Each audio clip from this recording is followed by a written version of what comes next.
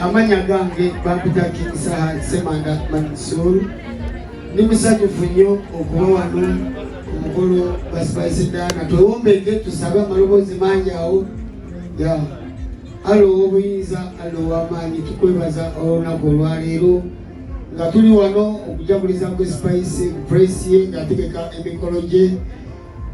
Alla tukwebaza olw'abantu bonna bano abeefiiriza otulo tw'okumakya ne bajja bambi bamubeererewo bamubugomerize. Tusaba Allah omukolo gwe gubeere gw'amaanyi gubeere gwa kitiibwa, abantu bawe ssente mu nsawo bajje babeerewo, omukolo gubeere nga guli maasimu.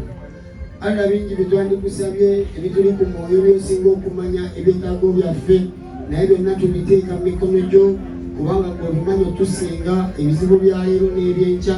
Tukusaba bino bitutaase, tubikusaba nga tuyita mu Nabbi Muhammadi mu Yesu ne mu mmandwa z'abajjajjaffe bonna.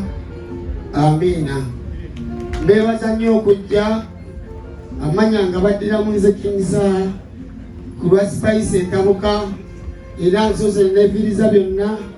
Sigenda kumala budde bungi wano, check-in time etuuse ngenda London, naye mbasaba bannange mwenna bannayuganda gye muli ku lunaku olwo tubeererewo Spice Diana. Ebigambo byange bibadde bingi naye kambisala obudde nnina butono nnyo bajja kundika entebe. Mwebale nnyo baganda bange, mwebalire ddala. Mbagaliza olunaku olulungi, buli omu gyali Allah mukuume, empisa tuzikuume, twefuge. Mwatuli mu nsi mulimu ne bannaffe, nga weeyagala manya ne munno we yeeyagala.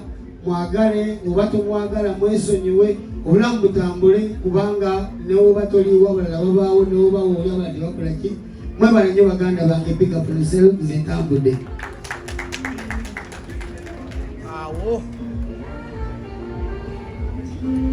Kale kabaka tuka bulungi, aba London batulabire. Saha is performing